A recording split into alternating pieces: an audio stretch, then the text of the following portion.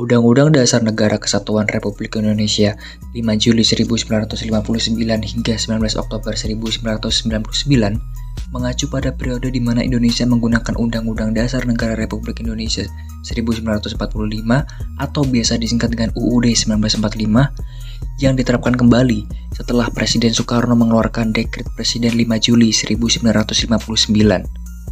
Dekret ini membubarkan Konstituante yang dibentuk pada tahun 1955 untuk merumuskan konstitusi baru. Karena gagal mencapai kesepakatan mengenai bentuk negara dan dasar negara, dengan keluarnya dekret tersebut, Indonesia kembali ke UUD 1945 yang sebelumnya berlaku pada masa awal kemerdekaan.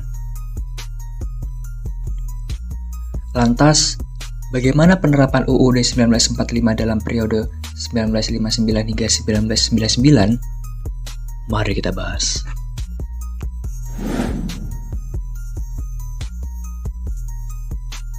Dengan diterapkannya UUD 1945 kembali, Indonesia kembali menganut sistem presidensial, di mana presiden adalah kepala negara sekaligus kepala pemerintahan yang memiliki kekuasaan eksekutif yang sangat kuat.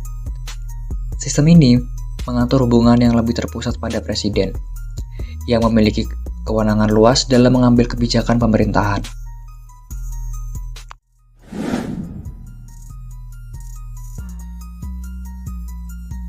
Pada masa ini, di bawah kepemimpinan Soekarno, diterapkan sistem demokrasi terpimpin yang mengutamakan stabilitas politik di bawah kontrol presiden.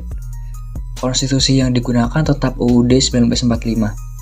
Meskipun partai politik dan lembaga legislatif memiliki peran terbatas, Soekarno menggunakan kekuasaan penuh untuk mengendalikan kehidupan politik Indonesia.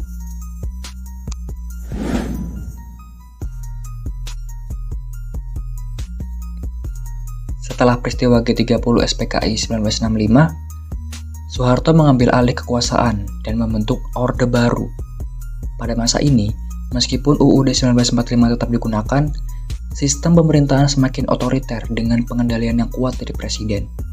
Soeharto memerintah selama lebih dari 3 dekade dengan menekan oposisi dan mengontrol partai politik. Namun fokus pada pembangunan ekonomi yang relatif stabil.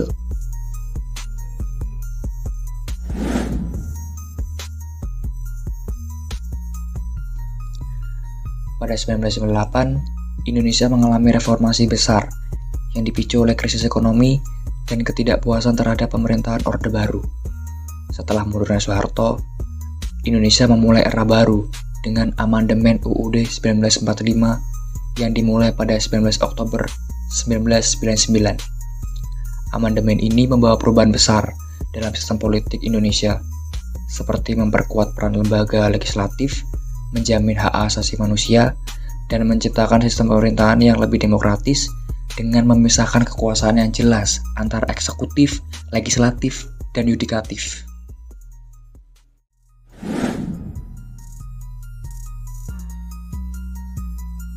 Kesimpulannya, periode UUD NKRI 1959 hingga 19 Oktober 1999 mencakup masa di mana Indonesia kembali menggunakan UUD 1945 setelah dikeluarkannya Dekret Presiden Soekarno.